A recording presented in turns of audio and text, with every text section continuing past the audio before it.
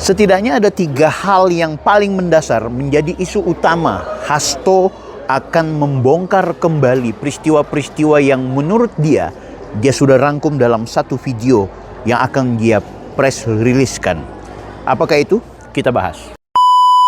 Karena udah terancam pidana, Hasto Kristianto akan buka video skandal sejumlah petinggi negara. Jadi baru-baru ini viral kembali nih sepak terjang Hasto untuk melindungi dirinya dari jerat pidana. Hasto bilang akan membuka aib video skandal sejumlah petinggi negara kalau kriminalisasi terhadap dirinya tetap dilanjutkan oleh KPK. Banyak yang bilang kalau ini adalah jalan terakhir atau kartu as yang dimiliki Hasto Kristianto. Jadi kita tinggal tunggu aja nih, kalau benar Hasto Kristianto tiba-tiba berhenti diperiksa, itu artinya memang ada sebuah skandal video sejumlah petinggi negara di zaman PDIP masih berkuasa. Tapi kalau benar tidak ada satupun video dan itu hanya geratakan sambal aja, itu artinya Hasto Kristianto udah tinggal pasrah aja untuk menerima hukuman pidana.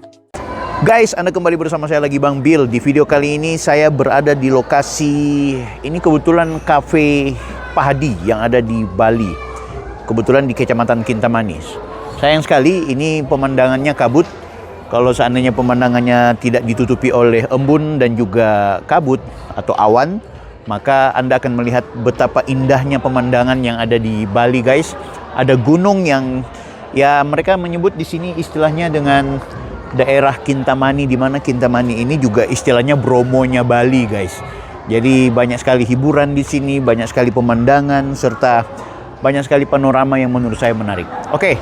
Kita akan bahas soal sebenarnya ada 3 hal yang paling mendasar yang akan diungkap dan memang sudah terungkap oleh Hasto serta teman-teman PDIP yang ujung-ujungnya ingin memberikan kesaksian terhadap kesalahan atau pelanggaran yang pernah dilakukan oleh Jokowi. Nah, ini tentu kenapa harus Jokowi, karena memang dendamnya mereka kepada Pak Jokowi itu luar biasa, guys. Mulai dari Pak Jokowi yang tidak akrab sejak mencalonkan Gibran, tidak mendukung di pilkada, serta beragam problem-problem konflik antara Jokowi dan juga PDI yang sudah melebar. Nah, sekarang apakah sebenarnya yang akan diungkapkan oleh Hasto, ya? Yang sebenarnya juga sedikit banyaknya sudah tersiar di mana-mana. Oke, sebelum kita lanjut, saya mau menyampaikan kepada Anda semua, jangan lupa like, comment, and subscribe.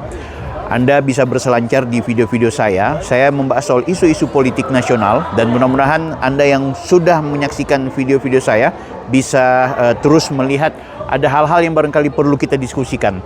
Silahkan tulis di kolom komentar kalau ada hal-hal yang barangkali perlu kita bicarakan dan mungkin kritik dan saran bagi teman-teman atau tanggapan Anda terkait video-video saya.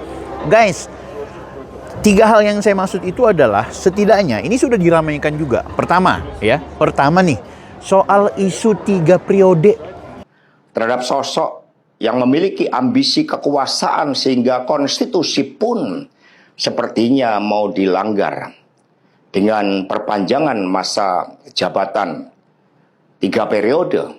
Bosan kita dengar istilah 3 periode ini. Mereka konon punya data dan fakta di mana yang namanya Pak Jokowi itu berharap mendapatkan jabatan 3 periode dan meminta kepada Megawati untuk kemudian memberikan kesempatan kepada Jokowi agar bisa mencalonkan diri di periode ketiganya. Jelas-jelas Pak Jokowi menantang, melawan, bahkan sudah mengklarifikasi. Demikian juga dengan Ibu Puannya dari PDIP sendiri yang menyatakan bahwa Pak Jokowi nggak pernah meminta itu kepada Ibu Megawati. Ini gimana ini? Kok diulik-ulik lagi? Kok dibongkar-bongkar lagi? Ini kan lucu menurut saya. Nah, isu yang kedua itu akan dibongkar. Konon Pak Jokowi itu ada data-data di mana Pak Jokowi mengintervensi penegak hukum untuk kemudian mempreteli yang namanya Anies Baswedan terkait kasus korupsi. Saya masih ingat Anies Baswedan. Ketika Anies Baswedan itu dikriminalisasi, itu Pak Presiden Jokowi berbicara dengan saya. Seperti beliau sangat khawatir terhadap munculnya Anies Baswedan, sehingga itu nyata-nyata kasus Formula E itu kriminalisasi dan saya bersaksi itu dari perintah Pak Jokowi secara langsung. Guys, kenapa ini diungkap? Ya, tadi misalnya bahwa apakah Jokowi 3 periode? Apakah terjadi? Apakah terbukti bahwa Jokowi benar-benar menjadi presiden di periode yang ketiganya? Kan tidak gitu. Ngapain mau diungkap? Begitu juga dengan sekarang. Apakah benar kemudian Anies Baswedan itu ditangkap oleh KPK ya hanya gara-gara ada kasus Formula E? Kalaupun memang itu adalah pelanggaran, kalau ada intervensi presiden untuk melihat kasus itu, melihat lebih jauh, lah itu wajar. Karena presiden kan ingin menghindar dari yang namanya adanya peristiwa kasus korupsi. Kan gitu. Jadi ini kenapa? Dan judulnya adalah bahwa Pak Jokowi itu mengulik-ulik dan mengintervensi. Kalau presiden memerintahkan atau menghimbau kepada lembaga-lembaga terkait, apalagi lembaga itu yang pimpinannya atau komisionernya dilantik oleh presiden itu sendiri, ayo bekerja maksimal. Ya salah satu bentuk bekerjanya adalah kemudian mengontrol adanya peristiwa-peristiwa korup yang terjadi di pimpinan-pimpinan kepala daerah. Apa salahnya gitu? Jadi apa yang dimaksud dengan PDIP bahwa Pak Jokowi itu mau melakukan intimidasi kepada Anies Baswedan? Ini lucu juga ini PDIP. Biar bagaimana mereka dulu yang sering menghajar Pak Anies. Mereka lah dulu yang sering menghajar kebijakannya Pak Anies Baswedan, membela-bela Jokowi. Sekarang akhirnya rapatnya minta ampun, seolah-olah mau menjadi pahlawan kesiangan buat Anies Baswedan. Ini lucu-lucu, kan gitu. Nah, isu yang ketiga adalah soal intervensi Jokowi terhadap Mahkamah Konstitusi yang berkaitan dengan bagaimana menggolkan Gibran. Ya apalagi ini juga berkaitan ya, kalau kita lihat ya Mahkamah Konstitusi aja bisa diintervensi. Padahal lembaga yudikatif, apalagi yang lain. Selamat atas kemenangan demokrasi prosedural di atas keadilan dan etika moral. Atau yang mungkin tepat-tepatnya, selamat atas dimenangkannya demokrasi elektoral di atas keadilan, etika, dan moral. Keputusan Hakim MK ini yang oleh Bu Mega akan tercatat di dalam sejarah, ini kan diuji oleh waktu.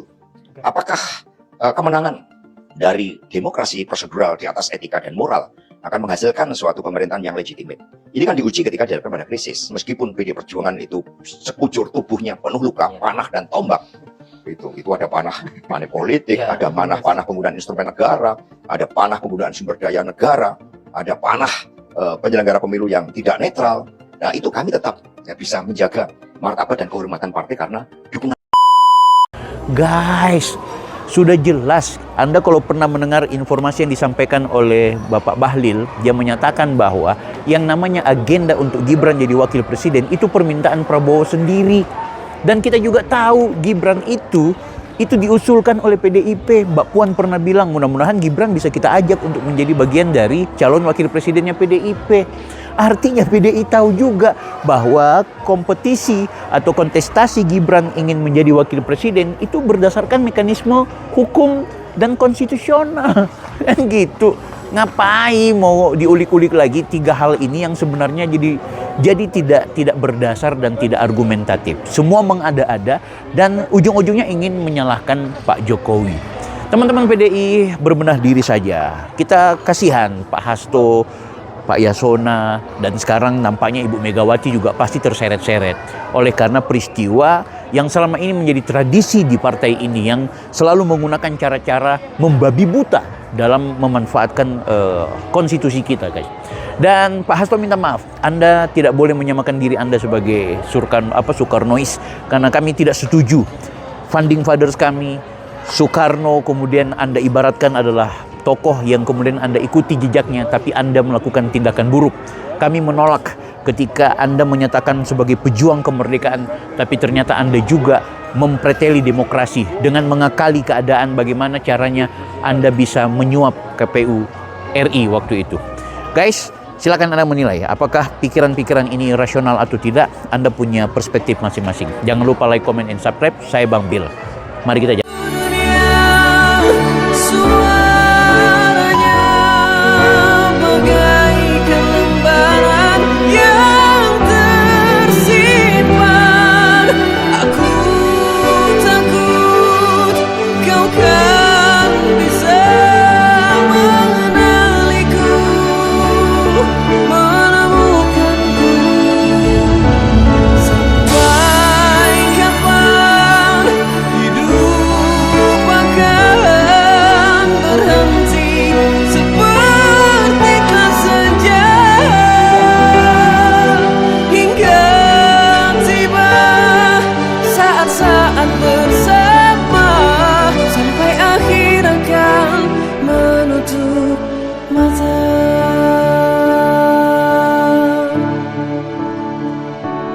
sampai akhir akan menutup mata dan dunia merestuinya.